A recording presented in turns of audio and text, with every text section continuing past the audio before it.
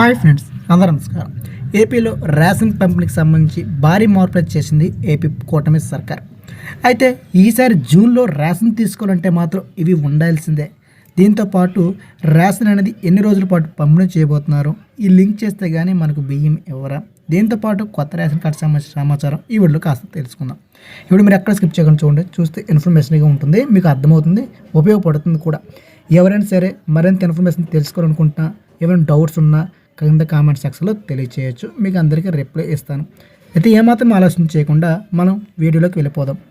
అయితే అప్డేట్ విషయానికి వస్తే ఆంధ్రప్రదేశ్ రాష్ట్రంలోని రేషన్ సరుకుల కోసం పంపిణీ అనేది జూన్ 1వ తేదీన కీలక మార్పులు చేసింది కూటమి సర్కారు. పౌర సరఫరాల శాఖ తాజాగా మార్గదర్శకాలు కూడా జారీ చేసింది.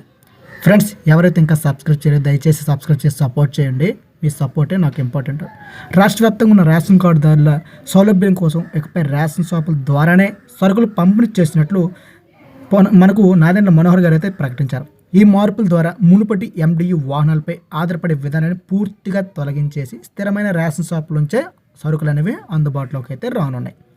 అయితే ఈ మార్పులు బట్టి చూస్తే కనుక ఇకపై ప్రతి నెల 1వ తేదీ నుంచి 15వ తేదీ వరకు రేషన్ షాపులకు వెళ్ళి ఉదయం 8 గంటల నుంచి మధ్యాహ్నం 12 గంటల వరకు మీరు సాయంత్రం 4 గంటల నుంచి రాత్రి 8 గంటల వరకు తీసుకునే సదుపాయాన్ని మనకు ఉంచుతున్నారు.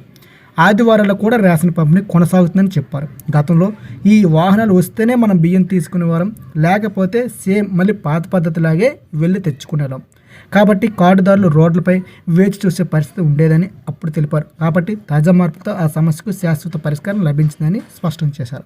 అయితే కొత్త విధానం అమలులోకి రావడానికి ముందు ఈ విజయవాడ మధురనగర్లో ఉన్న రేషన్ డిపో నెంబర్ 218 పౌర సరఫరా శాఖ కమిషనర్తో సౌరభ్తో కలిసి సందర్శించారు.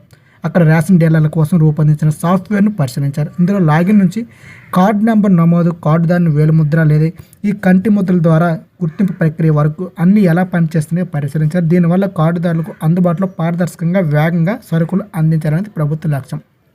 అయితే జూన్ 1 నుంచి రేషన్ సరుకుల్లో మార్పులు అయితే ఉన్నాయి.